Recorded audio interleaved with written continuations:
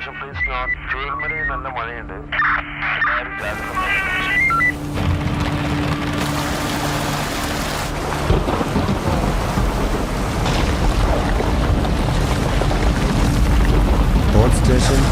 All station control. എല്ലാ സ്റ്റേഷനും ശ്രദ്ധിക്കുക. മുണ്ടക്കി ചൂരൽമലയിൽ ഉരുൾപൊട്ടിയതായിട്ട് അറിയിപ്പ് ലഭിച്ചിട്ടുണ്ട്. All station control.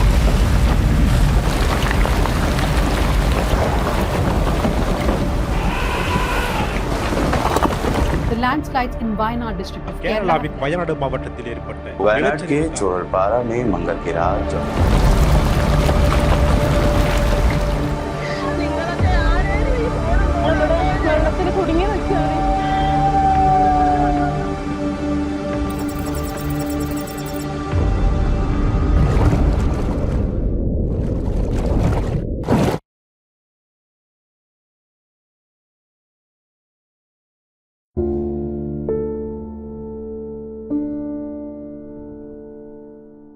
ഒരു നാട് മാഞ്ഞുപോയിരിക്കുന്നു.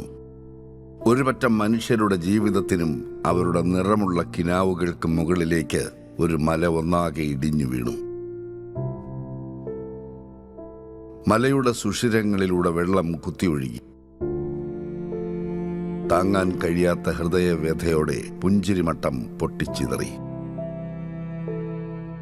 ഒരുമിച്ച് ഉറങ്ങാൻ കിടന്നവരിൽ ചിലർ മണ്ണിനടിയിൽ ഇപ്പോഴും നിതാന്തമായ ഉറക്കത്തിലാണ്. ദുരന്തത്തിന്റെ അടയാളരേഖ പോലെ ചില മനുഷ്യർ ജീവിച്ചിരിക്കുന്നു. ഏലം മണക്കുന്ന ഒരു നാടിന്റെ ഭൂപടം ഒരു രാത്രി കൊണ്ട് പ്രകൃതി മാറ്റിവരച്ചു. സമയത്തിനും തീരുമാനങ്ങൾക്കും ദുരന്തഭൂമിയിൽ ജീവന്റെ വിലയാണ്.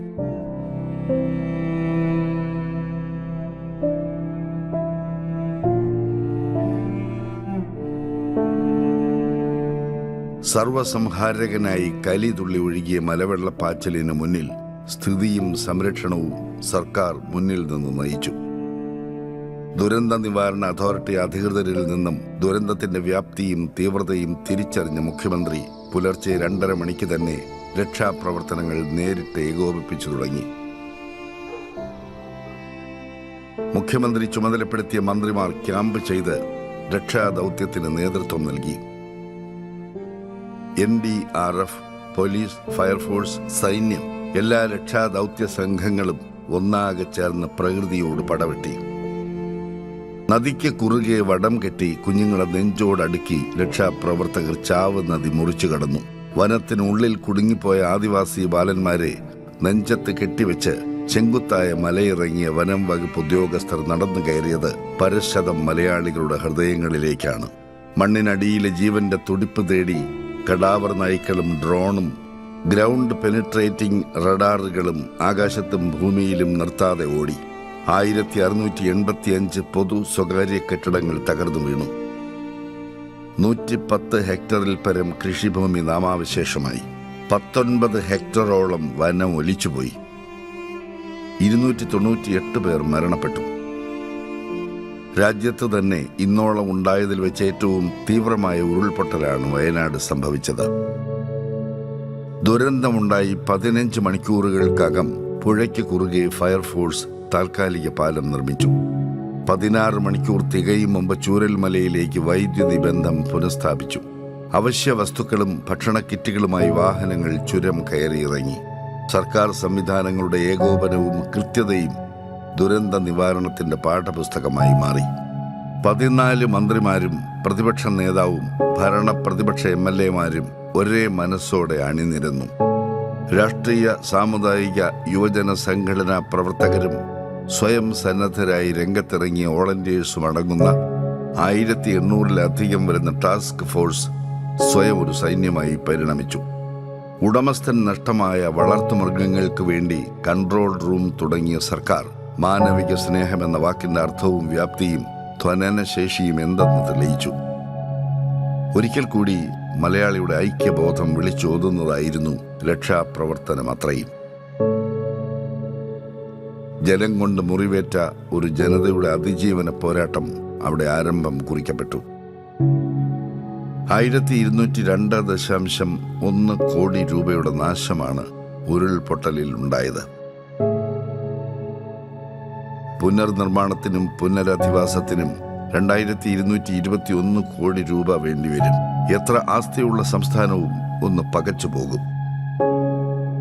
മുഖ്യമന്ത്രിയുടെ ആദ്യ അഭ്യർത്ഥന വന്ന് മണിക്കൂറുകൾക്കകം തന്നെ സംഭാവനകൾ പ്രവഹിക്കാൻ തുടങ്ങി.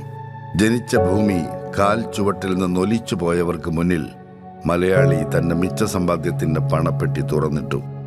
സ്കൂൾ കുട്ടികളുടെ ചില്ലി നാണയത്തുട്ടുകൾ മുതൽ വലിയ സമ്പാദ്യങ്ങളുടെ വിയർപ്പോഹരി വരെ നിർലോഭം CMDRFിലേക്ക് പ്രവഹിച്ചു. ജനിച്ച ഭൂമിയിൽ റേഷൻ കാർഡ് അടക്കമുള്ള എല്ലാ പൗരാവകാശ രേഖകളും നഷ്ടമായ ജനതയ്ക്ക് ദിവസങ്ങൾക്കകം രേഖകൾ നൽകി സർക്കാർ പുനരധിവാസ പ്രക്രിയയ്ക്ക് തുടക്കമിട്ടു. ദുരന്തമുണ്ടായി കേവലം 24 ദിവസം കൊണ്ട് ക്യാമ്പിലുണ്ടായിരുന്ന 728 കുടുംബങ്ങൾക്കും താൽക്കാലിക താമസ സൗകര്യം ശരിയാക്കി.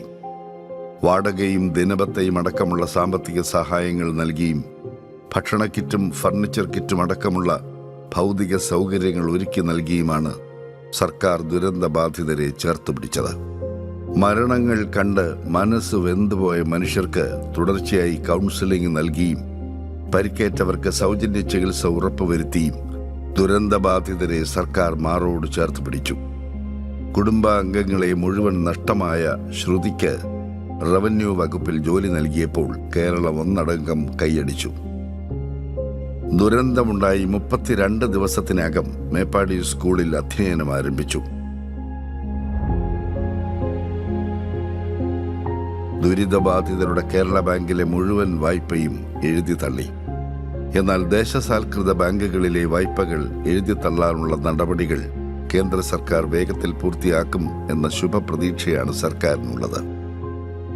ഓഗസ്റ്റ് 11 ആശ്വസിപ്പിക്കാനെത്തിയ പ്രധാനമന്ത്രിക്ക് മുന്നിൽ ഏറെ പ്രതീക്ഷയോടെയാണ് കേരള സർക്കാർ അഭ്യർത്ഥന നടത്തിയത്. ഓഗസ്റ്റ് 17 ആദ്യത്തെ മെമ്മോറാണ്ടം കേന്ദ്ര സർക്കാരിന് നൽകി. വിദഗ്ധർ തയ്യാറാക്കിയ വിശദമായ PDNA റിപ്പോർട്ട് നിശ്ചിത കാലാവധിക്ക് മുമ്പ് നൽകി കേരളം. വയനാട് പുനരധിവാസത്തിന് മുന്നിൽ മറ്റൊന്നും തടസ്സമാകാൻ പാടില്ലെന്ന നിശ്ചയദാർഢ്യം സർക്കാരിനുണ്ടായിരുന്നു. ദുരന്ത പ്രതികരണ നിധിയുടെ കാര്യത്തിലും ഭൂമി ഏറ്റെടുക്കലിലുമെല്ലാം കോടതിയുടെ സമയബന്ധിതമായ ഇടപെടൽ ദുരിതബാധിതർക്ക് വലിയ ആശ്വാസമായി മാറി. ഇന്ത്യയുടെ ചരിത്രത്തിൽ ആദ്യമായാണ് പുനരധിവസിപ്പിക്കേണ്ട ആളുകളെ നേരിൽ കേട്ട ശേഷം അവർ ചൂണ്ടിക്കാട്ടിയ സ്ഥലത്ത് പുനരധിവാസം നടത്താൻ ഒരു സർക്കാർ തയ്യാറാകുന്നത്. എൽസ്റ്റോൺ എസ്റ്റേറ്റ് പുനരധിവാസത്തിനായി തിരഞ്ഞെടുത്തു. 2024 ഡിസംബർ 27 കോടതി ഭൂമി ഏറ്റെടുക്കലിന് അനുമതി നൽകി. 4 ദിവസത്തിനകം നടത്തിപ്പ് ഏജൻസിയെയും നിർമ്മാണ ചുമതലക്കാരനെയും കണ്ടെത്തി നിർമ്മിക്കാൻ ഉദ്ദേശിക്കുന്ന ടൗൺഷിപ്പിന്റെ മാതൃക പരസ്യപ്പെടുത്തി.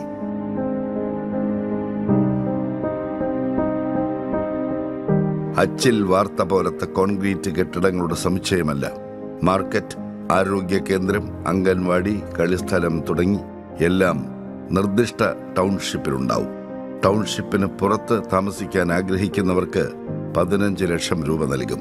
പ്രവർത്തന പുരോഗതി വിലയിരുത്താൻ മുഖ്യമന്ത്രിയും പ്രതിപക്ഷ നേതാവും അടങ്ങുന്ന നിരീക്ഷണ കമ്മിറ്റി, ചീഫ് സെക്രട്ടറിയുടെ നേതൃത്വത്തിൽ പരിശോധനാ കമ്മിറ്റി, ദൈനംദിന പ്രവർത്തനങ്ങൾക്കായി ഒരു സ്പെഷ്യൽ ഓഫീസർ. ദുരന്തത്തിന് ഇരയായവർക്ക് വീടുകൾ കെട്ടിക്കൊടുത്തതുകൊണ്ട് മാത്രം എല്ലാം അവസാനിക്കുന്നില്ല.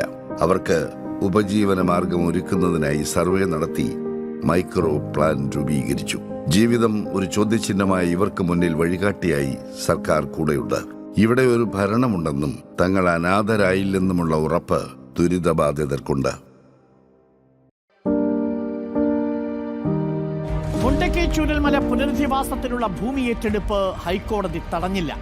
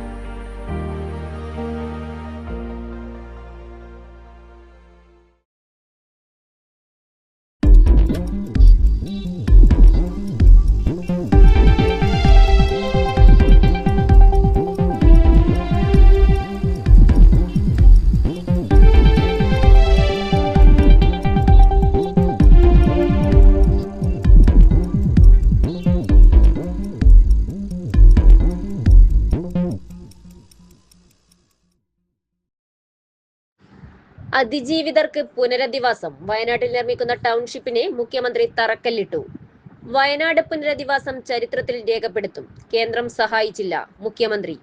കേരളത്തിലെ മുഴുവൻ തദ്ദേശ സ്ഥാപനങ്ങളിലും കെ സ്മാർട്ട് സംവിധാനം ഏപ്രിൽ 1 മുതൽ നിലവിൽ വരും. തെറ്റേറ്റുപറഞ്ഞ് BJP നേതാവ് B. ഗോപാലകൃഷ്ണൻ. ക്ഷമിച്ച് PK ശ്രീമതി. സംസ്ഥാനത്ത് ക്ഷേമ പെൻഷൻ വിതരണം തുടങ്ങി. അൽഷിമേഴ്സിനെയും കീഴടക്കി ശാസ്ത്രം. വയനാട് മുണ്ടക്കൈ ചൂരൽമല അതിജീവിതരുടെ പുനരധിവാസത്തിനായി കൽപ്പറ്റ എൽസ്റ്റൺ പണിയുന്ന ടൗൺഷിപ്പിന് മുഖ്യമന്ത്രി പിണറായി വിജയൻ തറക്കല്ലിട്ടു. ദുരന്തമുണ്ടായി 8 മാസത്തിന് ശേഷമാണ് അതിജീവന പദ്ധതി ഉയരുന്നത്. കൽപ്പറ്റ ബൈപ്പാസിനോട് ചേർന്ന് സർക്കാർ ഏറ്റെടുത്ത 64 ഹെക്ടർ ഭൂമിയിലാണ് ടൗൺഷിപ്പ് നിർമ്മാണം. 1ാം ഘട്ട ഗുണഭോക്തൃ പട്ടികയിൽ ഉൾപ്പെട്ടവരിൽ 175 പേർ വീടിനായി സമ്മതപത്രം നൽകിയിട്ടുണ്ട്. 7 സെന്റ് വീതമുള്ള പ്ലോട്ടുകളിലായി 1000 ചതുരശ്ര അടിയിൽ ക്ലസ്റ്ററുകളിലായാണ് വീടുകളുടെ നിർമ്മാണം. 2 മുറികൾ, sitout, living, study room, dining, അടുക്കള, സ്റ്റോർ ഏരിയ എന്നിവയുൾപ്പെടുന്നതാണ് വീട്. ഒറ്റ നിലയിൽ പണിയുന്ന പിന്നീട് ഇരുനില നിർമ്മിക്കാനുള്ള അടിത്തറയോടെയാണ് തയ്യാറാക്കുക. പുനരധിവസിക്കുന്നവർക്ക് വേണ്ടി ആരോഗ്യ കേന്ദ്രം, അങ്കണവാടി, പൊതുമാർക്കറ്റ്, കമ്മ്യൂണിറ്റി സെന്റർ എന്നിവയും ടൗൺഷിപ്പിൽ നിർമ്മിക്കും. ലബോറട്ടറി, ഫാർമസി, പരിശോധന, വാക്സിനേഷൻ, ഒബ്സർവേഷൻ മുറികൾ, minor operation theatre, OP ticket counter സൗകര്യങ്ങൾ എന്നിവ ആരോഗ്യ കേന്ദ്രത്തിൽ ഉണ്ടാവും. ഓപ്പൺ മാർക്കറ്റ്, കടകൾ, സ്റ്റാളുകൾ, കുട്ടികൾക്ക് കളിസ്ഥലം, പാർക്കിംഗ് എന്നിവയും സജ്ജീകരിക്കും. ടൗൺഷിപ്പിനുള്ളിൽ ആധുനിക നിലവാരത്തിൽ റോഡുകൾ നിർമ്മിക്കും. മൾട്ടിപർപ്പസ് ഹാൾ, കളിസ്ഥലം, library, sports club, open air theatre എന്നിവയോടുകൂടിയാണ് community centre. Uralungal labour contract cooperative സൊസൈറ്റിയാണ് നിർമ്മാണം. ഡിസംബറോടെ പദ്ധതി പൂർത്തിയാക്കാനാണ് നീക്കം. ജനങ്ങൾ ഒപ്പം നിൽക്കുമെങ്കിൽ ഒന്നും അസാധ്യമല്ലെന്നും മറികടക്കാനാവാത്ത ഒരു വെല്ലുവിളിയുമില്ലെന്നും മുഖ്യമന്ത്രി പിണറായി വിജയൻ. കണ്ണീരോടെയല്ലാതെ കഴിഞ്ഞ ജൂലൈ 30-നെ ഓർക്കാൻ കഴിയില്ലെന്നും മുഖ്യമന്ത്രി പറഞ്ഞു. മുണ്ടക്കൈ ചൂരൽമല ദുരന്തബാധിതർക്ക് സർക്കാർ ഒരുക്കുന്ന ടൗൺഷിപ്പിന് തറക്കല്ലിട്ട് സംസാരിക്കുകയായിരുന്നു അദ്ദേഹം. കൽപ്പറ്റയിലെ നെൽസ്റ്റൺ എസ്റ്റേറ്റിലായിരുന്നു പരിപാടി. കണ്ണീരോടെയല്ലാതെ കഴിഞ്ഞ ജൂലൈ 30-നെ ഓർക്കാൻ കഴിയില്ല. ഇപ്പോൾ നമുക്കൊപ്പം ജീവിക്കേണ്ടിയിരുന്നവർ അന്ന് ഇല്ലാതായി. എത്രയോ പേർക്ക് അതിഗുരുതരമായ ശാരീരിക മാനസിക വൈഷമ്യങ്ങൾ നേരിട്ടു. ആ ഘട്ടത്തിൽ നമുക്ക് കരഞ്ഞിരുന്നാൽ മാത്രം പോരായിരുന്നു. വയനാട് പുനരധിവാസം ചരിത്രത്തിൽ രേഖപ്പെടുത്തും. നാടിന്റെ ഒരുമയും ഐക്യവും ഒപ്പം സർക്കാരും കൂടെ നിന്ന് അസാധ്യത്തെ സാധ്യമാക്കി. രാഷ്ട്രീയ പാർട്ടികളും വിവിധ സ്ഥാപനങ്ങളും കൂട്ടായ്മകളും എല്ലാം സഹകരിച്ചു പ്രവർത്തിച്ചുവെന്നും മുഖ്യമന്ത്രി പറഞ്ഞു. 2221 കോടി രൂപയാണ് പുനരധിവാസത്തിന് വേണ്ടിയിരുന്നത്. കേന്ദ്ര സഹായം ഉണ്ടാകുമെന്ന് പ്രതീക്ഷിച്ചു. ഇതുവരെ ഒന്നും ലഭിച്ചില്ല. പഴയ അനുഭവം വെച്ച് ഇനി കിട്ടുമോയെന്നും അറിയില്ല. 529 കോടി രൂപയുടെ വായ്പയാണ് ലഭിച്ചത്. അത് തിരിച്ചടയ്ക്കേണ്ടതാണ്. എന്നാലും നാം ഇന്ന് സാധ്യമാക്കുന്നു. കേരളത്തിന്റെ തനത് അതിജീവനമായി ചരിത്രം ഇത് രേഖപ്പെടുത്തും. ഇതിനെ ചരിത്രം മാതൃകയായി അടയാളപ്പെടുത്തുമെന്നും മുഖ്യമന്ത്രി വ്യക്തമാക്കി. സഹായം നൽകിക്കൊണ്ട് കർണാടക മുഖ്യമന്ത്രി സിദ്ധരാമയ്യ നൽകിയ കത്തും മുഖ്യമന്ത്രി വേദിയിൽ വെച്ച് വായിച്ചു കേൾപ്പിച്ചു. പ്രിയങ്ക ഗാന്ധി MP, റവന്യൂ മന്ത്രി K. രാജൻ, പ്രതിപക്ഷ നേതാവ് VD സതീശൻ, മറ്റു വിവിധ മന്ത്രിമാർ, PK കുഞ്ഞാലിക്കുട്ടി, MLA മാർ, മതരാഷ്ട്രീയ സാമൂഹിക സാംസ്കാരിക പ്രതിനിധികൾ ചടങ്ങിന്റെ ഭാഗമായി. 5 തദ്ദേശ സ്ഥാപനങ്ങളുടെ 2025-26 വാർഷിക പദ്ധതിക്ക് അംഗീകാരം. 5 തദ്ദേശ സ്ഥാപനങ്ങളുടെ 2025-26 വാർഷിക പദ്ധതിക്ക് ജില്ലാ ആസൂത്രണ സമിതി അംഗീകാരം നൽകി. മൊകേരി, കരുവള്ളൂർ പെരളം, കുഞ്ഞിമംഗലം ഗ്രാമപഞ്ചായത്തുകൾ, എടക്കാട്, തളിപ്പറമ്പ് ബ്ലോക്ക് പഞ്ചായത്തുകൾ എന്നിവയാണ് ആദ്യമായി അംഗീകാരം നേടിയത്. കണ്ണൂർ കോർപ്പറേഷന്റെ 2024-25 വാർഷിക പദ്ധതി ഭേദഗതിക്കും അംഗീകാരമായി. യോഗത്തിൽ DPC ചെയർപേഴ്സണായ ജില്ലാ panchayat president advocate KK Rathnakumari അധ്യക്ഷയായി. DPC അംഗങ്ങളായ advocate T. Sarala, K. Thahira, NP Sreedharan, government nominee KV Govindan, DPO Nenoj Meppadiyath എന്നിവർ പങ്കെടുത്തു. ചടങ്ങിൽ കേരള സംഗീത നാടക അക്കാദമി അമേച്ചർ നാടക മത്സരത്തിൽ മികച്ച നടിയായി തിരഞ്ഞെടുക്കപ്പെട്ട കോട്ടയം ഗ്രാമപഞ്ചായത്തിലെ ഹെഡ് ക്ലർക്ക് നിഷയ്ക്ക് DPCയുടെ ഉപഹാരം നൽകി. കേരളത്തിലെ ഗ്രാമ, ബ്ലോക്ക്, ജില്ലാ പഞ്ചായത്തുകളിലും ഉപയോഗിച്ചു വരുന്ന ILGMS സോഫ്റ്റ്വെയറിന് പകരമായി കെ സ്മാർട്ട് സംവിധാനം ഏപ്രിൽ 1 മുതൽ നിലവിൽ വരും. ഏപ്രിൽ 10-ന് മുഖ്യമന്ത്രി പിണറായി വിജയൻ ഉദ്ഘാടനം ചെയ്യും. നഗരസഭകളിൽ വിന്യസിച്ച കെ സ്മാർട്ട് സോഫ്റ്റ്വെയറിന്റെ മികച്ച പ്രവർത്തനം കേരളത്തിലെ എല്ലാ തദ്ദേശ സ്ഥാപനങ്ങളിലേക്കും വ്യാപിപ്പിക്കാൻ തീരുമാനിച്ചതിന്റെ അടിസ്ഥാനത്തിലാണ് ഏപ്രിൽ 1 മുതൽ കെ സ്മാർട്ട് നിലവിൽ വരുന്നത്.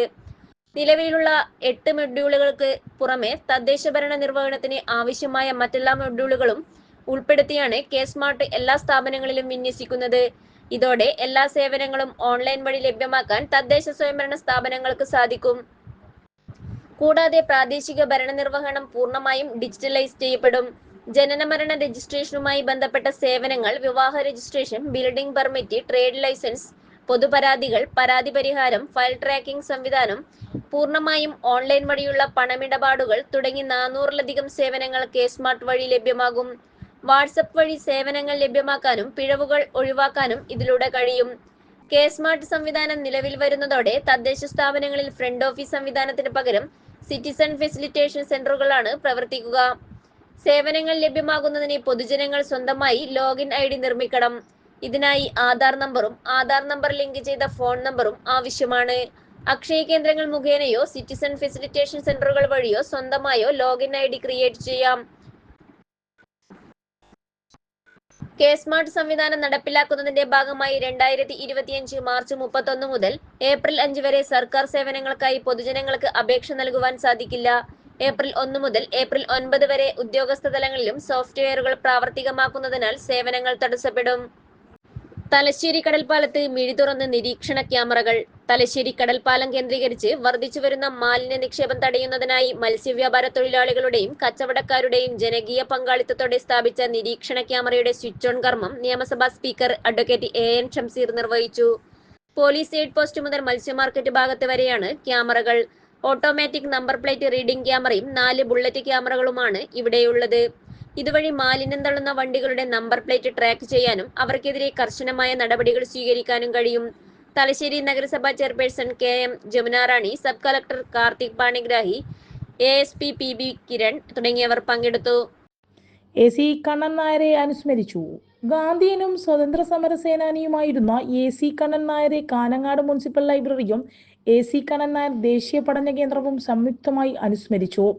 AC കണ്ണൻ നായർ പാർക്കിൽ നടന്ന അനുസ്മരണ യോഗം കാനങ്ങാട് നഗരസഭാ ചെയർപേഴ്സൺ KV സുജാത ഉദ്ഘാടനം ചെയ്തു. പ്രമുഖ ഗാന്ധി മാർഗ പ്രവർത്തകൻ സണ്ണി പൈക്കട കാലം ഗാന്ധിയെ ആവശ്യപ്പെടുന്നു എന്ന വിഷയത്തിൽ പ്രഭാഷണം നടത്തി. AC കണ്ണൻ നായർ ദേശീയ പഠന കേന്ദ്രം പ്രസിഡന്റ് അഡ്വക്കേറ്റ് P നാരായണൻ അധ്യക്ഷത വഹിച്ചു.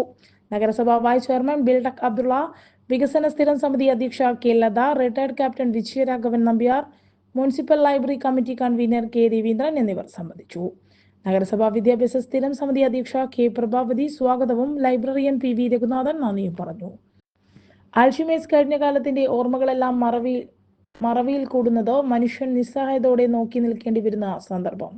എന്നാൽ ശാസ്ത്രം അതിനെയും തോൽപ്പിച്ചു എന്നാണ് പുതിയ പഠനം പറയുന്നത്.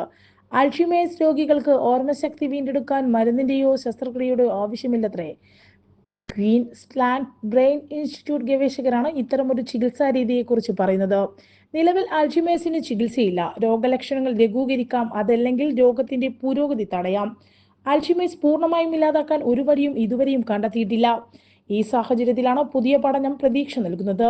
പുത്തൻ ചികിത്സാ രീതിക്ക് ഗവേഷകർ നൽകിയിരിക്കുന്ന പേര് അൾട്രാസൗണ്ട് തെറാപ്പി എന്നാണ്. ഇത് ഇത്തരം രോഗികളിൽ വൈജ്ഞാനിക പ്രവർത്തനം ഫലപ്രദമായി മെച്ചപ്പെടുത്താൻ സഹായിക്കുമെന്ന് ക്യൂബയിലെ Clem Jones centre for ageing dementia research ഗവേഷകർ കണ്ടെത്തിയിരിക്കുന്നത്. പരീക്ഷണങ്ങൾ നടത്തിയത് എലികളിലാണ്. ഇവയിൽ കുറഞ്ഞ തീവ്രതയുള്ള അൾട്രാസൗണ്ട് ഫലപ്രദമായി തലച്ചോറിലെ വൈജ്ഞാനിക ശേഷി പുനഃസ്ഥാപിച്ചതായി ഗവേഷകർ കണ്ടെത്തിയിട്ടുണ്ട്. അഴീക്കോട് ഹൈസ്കൂൾ വാർഷികാഘോഷങ്ങൾ സമാപിച്ചു. ഹൈക്കോട് ഹയർ സെക്കൻഡറി സ്കൂൾ വജ്ര ജൂബിലി ആഘോഷങ്ങൾ സമാപിച്ചു. KV സുമേഷ് MLA ഉദ്ഘാടനം ചെയ്തു.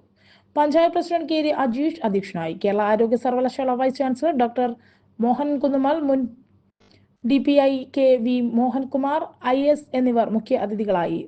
C ജസ്ന, ബിജു ഉമ്മർ, നിർമ്മല KP, സുനിൽകുമാർ, കവിത K Vinod Kumar, KK Ranjith, K സ്വപ്ന, KP Abdul Kareem, Cheleri K Mahija, Somarajan PV, TV Indirabai തുടങ്ങിയവർ സംസാരിച്ചു. വിവിധ കലാപരിപാടികളും അരങ്ങേറി.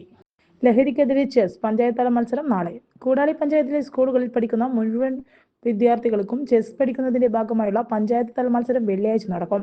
രാവിലെ 9:30 മുതൽ കൊളോളം മട്ടന്നൂർ UP സ്കൂളിലാണ് മത്സരം. 15 സ്കൂളുകളിൽ നിന്നും തെരഞ്ഞെടുത്ത 240 കുട്ടികൾ മത്സരത്തിൽ പങ്കെടുക്കും. LP വിഭാഗം 104, UP വിഭാഗം 96, ഹൈസ്കൂൾ 24, ഹയർ സെക്കൻഡറി 16 എന്നിങ്ങനെ വിദ്യാർത്ഥികൾ പഞ്ചായത്ത് തലത്തിൽ മത്സരിക്കും. നേരത്തെ LP മുതൽ ഹയർ സെക്കൻഡറി വരെയുള്ള പഞ്ചായത്തിലെ 15 സ്കൂളിൽ 206 ക്ലാസ് മുറികളും ചെസ് ബോർഡ് നൽകിയിരുന്നു. അടുത്ത ഘട്ടം പൊതുജനങ്ങളെ ചെസ് പഠിപ്പിക്കുന്നതിന് വേണ്ടി 20 വായനശാലകൾക്ക് ചെസ് ബോർഡ് നൽകും. ED ഉപയോഗിച്ചുള്ള രാഷ്ട്രീയ കളി തുറന്നുകാട്ടാൻ CPM ബഹുജന മാർച്ചും പ്രതിഷേധ യോഗവും. കേന്ദ്ര ഏജൻസികളെ രാഷ്ട്രീയവൽക്കരിക്കുന്ന കേന്ദ്ര സർക്കാർ നടപടിക്കെതിരെ CPM നേതൃത്വത്തിൽ ജില്ലയിൽ പ്രതിഷേധ പരിപാടികൾ സംഘടിപ്പിക്കും. 27-28 തീയതികളിൽ 4200 കേന്ദ്രങ്ങളിൽ പന്തം കൊളുത്തി പ്രകടനവും 29-ന് ബഹുജന മാർച്ചും പ്രതിഷേധ യോഗവും നടത്തും. തെളിവുകളൊന്നും ഇല്ലാതെ പ്രതിപക്ഷ നേതാക്കളെ കള്ളക്കേസിൽ കുടുക്കി ജയിലിലടക്കാനുള്ള BJP നേതാക്കളുടെയും മറ്റു പാർട്ടിയിൽപ്പെട്ടവർ പ്രതികളാണെങ്കിൽ പോലും BJPയിൽ ചേരുമെങ്കിൽ അവരുടെയും കേസുകൾ ഒതുക്കി തീർക്കാനും ED അടക്കമുള്ള കേന്ദ്ര ഏജൻസികളെ BJP രാഷ്ട്രീയമായി ഉപയോഗിക്കാറുണ്ട്. കൊടക്കര കുഴൽപ്പണക്കേസിൽ പ്രതികളായ BJP നേതാവ് K. സുരേന്ദ്രനടക്കം രക്ഷപ്പെടുത്തിയ ED BJPയുടെ സ്വന്തം കേടിയാണ്. കേന്ദ്ര സർക്കാർ അന്വേഷണ ഏജൻസികളെ ഉപയോഗിച്ച് നടത്തുന്ന നെറികേടുകൾ തുറന്നുകാട്ടാനാണ് പ്രതിഷേധ പരിപാടികൾ സംഘടിപ്പിക്കുന്നതെന്ന് CPM ജില്ലാ സെക്രട്ടറി MP ജയരാജൻ പ്രസ്താവനയിൽ പറഞ്ഞു.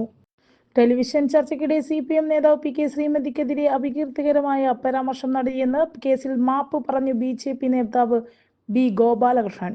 ഹൈക്കോടതിയിലെത്തിയ കേസ് മധ്യസ്ഥ ചർച്ചയ്ക്കൊടുവിലാണ് മാപ്പ് പറഞ്ഞ് കേസ് ഒത്തുതീർപ്പാക്കിയത്. കോവിഡ് കാലത്ത് സംസ്ഥാനത്തെ ആശുപത്രികളിലേക്ക് മരുന്നുകളും മറ്റ് അവശ്യ സാധനങ്ങളും എത്തിക്കുന്നതുമായി ബന്ധപ്പെട്ടാണ് B. ഗോപാലകൃഷ്ണൻ PK ശ്രീമതി ടീച്ചർക്കെതിരെ ആക്ഷേപം ഉന്നയിച്ചത്. ഇത് തനിക്ക് മാനഹാനി ഉണ്ടാക്കുന്നുവെന്നും പിൻവലിക്കണമെന്നും ഗോപാലകൃഷ്ണനോട് PK ശ്രീമതി ആവശ്യപ്പെട്ടിരുന്നു.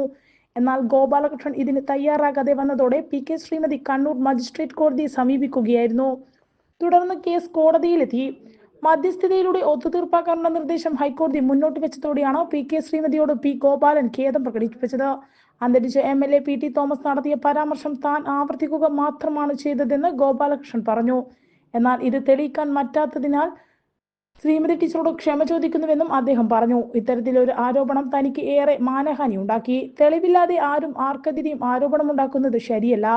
അതുകൊണ്ട് ഗോപാലകൃഷ്ണനെതിരെ ഹൈക്കോടതി വരെ എത്തിയതെന്ന് PK ശ്രീമതി പറഞ്ഞു. സംസ്ഥാനത്ത് ക്ഷേമ പെൻഷൻ വിതരണം തുടങ്ങി. 62 ലക്ഷത്തോളം പേർക്കാണ് 1600 രൂപ വീതം ലഭിക്കുന്നത്. കേന്ദ്ര സർക്കാർ സംസ്ഥാനത്തെ സാമ്പത്തികമായി ഞെരുക്കുന്നതിനിടയിലാണ് കേരള ക്ഷേമ പെൻഷൻ വിതരണം ചെയ്യുന്നത്. സാമൂഹ്യ സുരക്ഷാ ക്ഷേമനിധി പെൻഷൻ ഗുണഭോക്താക്കൾക്കാണ് ഇന്നു മുതൽ പെൻഷൻ നൽകി തുടങ്ങിയത്. 26 ലക്ഷത്തിലേറെ പേർക്ക് ബാങ്ക് അക്കൗണ്ടിൽ തുക എത്തും. മറ്റുള്ളവർക്ക് സഹകരണ ബാങ്കുകൾ വഴി വീട്ടിലെത്തി പെൻഷൻ കൈമാറും. 62 ലക്ഷം പേർക്കാണ് 1600 രൂപ വീതം ലഭിക്കുന്നത്. മാർച്ച് മാസത്തിലെ പെൻഷൻ വിതരണത്തിനായി കഴിഞ്ഞ ദിവസം ധനകാര്യ വകുപ്പ് 817 കോടി രൂപ അനുവദിച്ചിരുന്നു. കേന്ദ്ര സംസ്ഥാന സാമ്പത്തികമായി ഞെരുക്കുന്നതിനിടയിൽ ആണ് സംസ്ഥാനം ക്ഷേമ പെൻഷൻ വിതരണം നടത്തുന്നത്. 8,46,456 പേർക്ക് ദേശീയ പെൻഷൻ പദ്ധതിയിലെ കേന്ദ്ര വിഹിതം കേന്ദ്ര സർക്കാരാണ് നൽകേണ്ടത്. ഇതിനാവശ്യമായ 24.3 കോടി രൂപയും സംസ്ഥാനം മുൻകൂർ അടിസ്ഥാനത്തിൽ അനുവദിച്ചിട്ടുണ്ട്. ഈ വിഹിതം കേന്ദ്ര സർക്കാരിന്റെ PFMS സംവിധാനം വഴിയാണ് ഗുണഭോക്താക്കളുടെ ബാങ്ക് അക്കൗണ്ടിൽ ലഭ്യമാവുക.